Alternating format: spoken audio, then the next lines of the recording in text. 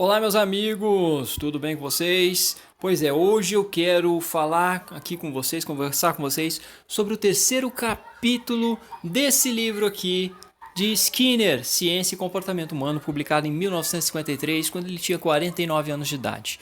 Antes, deixar aqui para vocês um alerta ou comunicar para vocês, informar para vocês que eu não estou dentro de um campo de batalha ou coisa parecida, porque vocês devem estar ouvindo alguns gritos, são crianças brincando aqui na área de lazer do condomínio, porque o pessoal aqui acha que a pandemia já acabou, já liberaram os filhos para fazer o que quiserem, tudo sem máscara, tudo de qualquer jeito. Enfim, né? A gente sabe como é que essas coisas funcionam.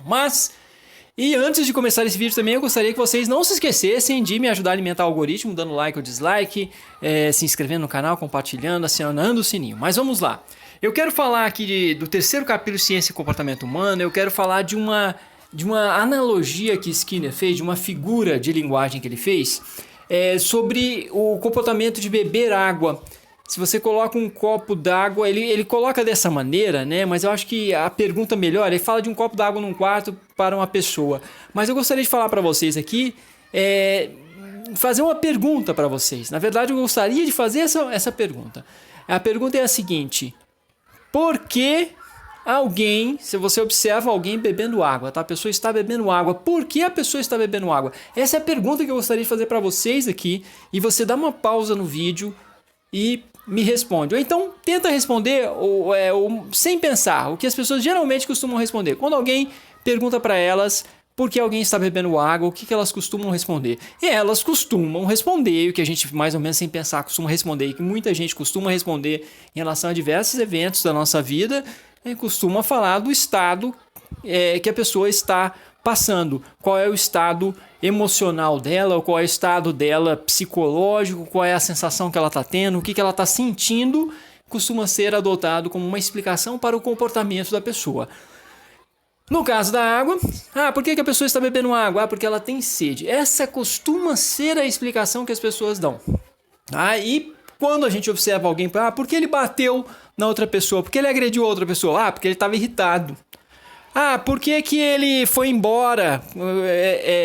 Começaram ali, tava lá a festa, tudo certinho, ele estava conversando, de repente ele pegou e foi embora. Porque ele se magoou com alguém, ele ficou triste, né? Ou então porque ele estava triste. Por que ele não levantou de manhã cedo, não quis ir trabalhar? Porque ele estava desanimado, estava triste, estava sem energia. Esse tipo de explicação não é uma explicação. É uma pseudo-explicação ou é uma explicação circular. Por quê? Se o sujeito está bebendo água porque tem sede, logo ele bebe água, né, que acaba com a sede e que volta... Você cria uma situação circular. Eu não consegui agora reproduzir, mas vou tentar reproduzir para vocês. Se o sujeito bebe água porque está com sede, você dá água para ele e a sede se vai. E, assim, o problema desse tipo de explicação... Eu tive uma época que eu conseguia, agora não estou conseguindo, mas havia uma época que eu conseguia certinho pegar a circularidade. Mas vamos lá, o problema desse tipo de explicação é que você não explora um universo abrangente das possibilidades que existem para aquele sujeito estar bebendo água. Aquele sujeito pode estar bebendo água porque disseram para ele que beber mais água é melhor e vai ser melhor para a saúde dele. Aquele sujeito vai ou não beber água diante de um copo d'água dependendo de inúmeros fatores. Ele pode fazer parte de uma cultura, como coloca Skinner no capítulo 3, de uma cultura onde não se bebe água em público, por exemplo. E aí você observando ali não vai beber água. Ele pode não beber água justamente para provar para você que você não consegue prever o comportamento dele. E ele pode beber ou não beber água em função das concentrações da água no organismo. Então ele foi exposto a muita atividade, ele fez muita atividade física, ele foi exposto a muita luz solar, é uma alimentação muito salgada, ele perdeu sangue, ele tem lá diabetes, tem algum problema de saúde. Então ele pode beber ou não beber água em função de diversos fatores combinados que podem estar em combinação. Então o ato de beber ou não beber uma água diante de um copo d'água num quarto de uma pessoa num quarto, se ela vai beber ou não, em que momento ela vai beber e como ela vai beber, isso depende de inúmeros fatores. E aí é que está a complexidade da realidade, não é nem da realidade humana, da realidade do comportamento, do porquê organismos se comportam.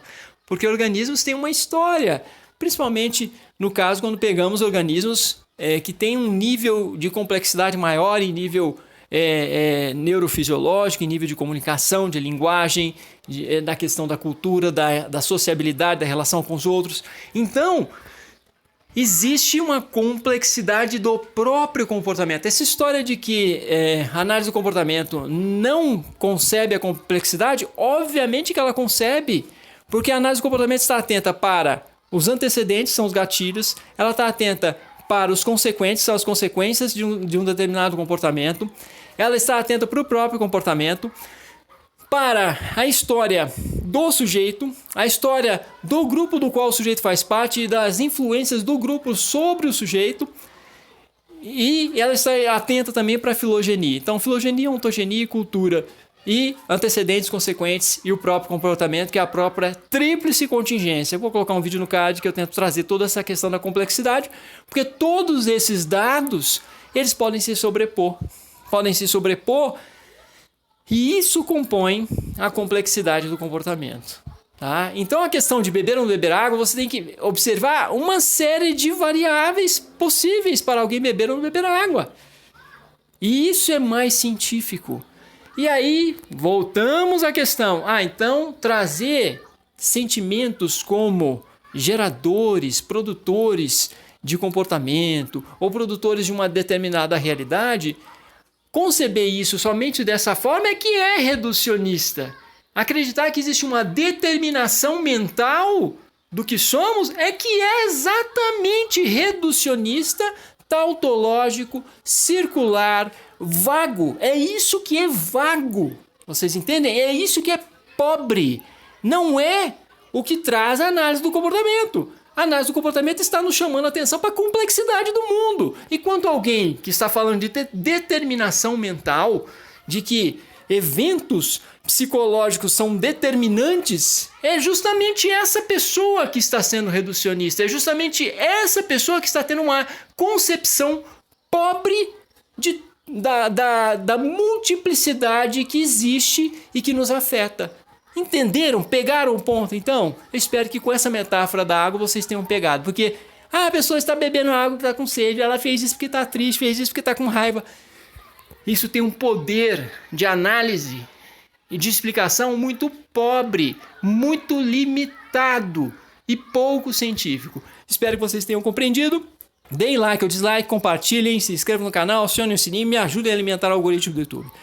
É isso então, queridos. Um abraço.